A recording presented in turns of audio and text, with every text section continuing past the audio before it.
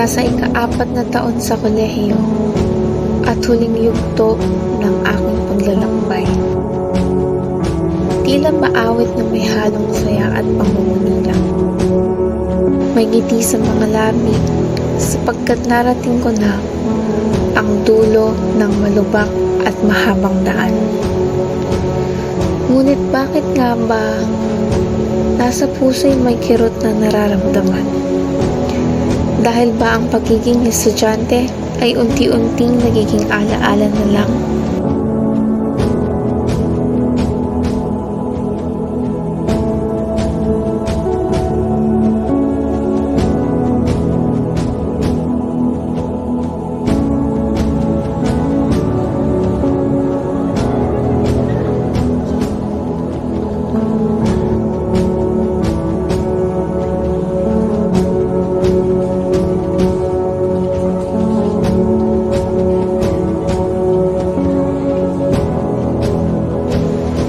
Sa bawat hakbang ko sa pasilyo ng pamantasan ng baliwag, ramdam ko ang pagpapahalaga na ipinagkaloob nito sa akin. Sa puso kong hinubog ng paggalang, integridad, paglilingkod, kahusayan, at pananagutan. Dito ko natagpuan ng landas na aking patutunguhan. Sa bawat hakbang at pangarap na aking tinatahak, nakaukit sa bawat yapak ang mga haliking ito, gabay sa pag-abot ng magandang bukas.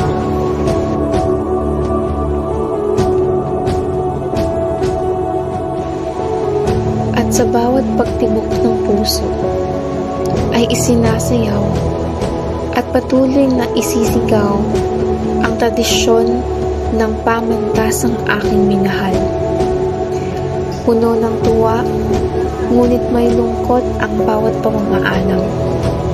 Ang mga gurong naging tahanan at kaibigang malapit ng tahakin ang kani-kaniyang landas upang hanapin ang pangarap na matagal nang gustong madanas.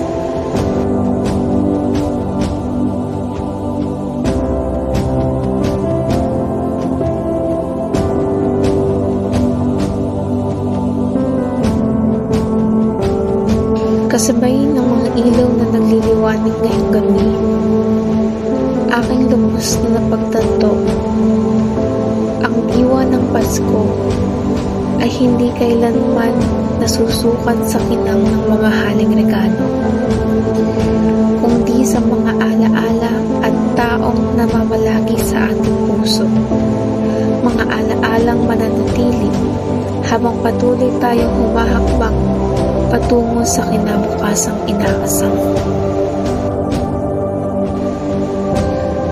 Dito ko naramdaman ang tamis ng pagtatapos, na kahit sa pag-alis ay may lungkot, ay may liwanag sa bawat bagong simula, kalaking ang kahapon, kailan may di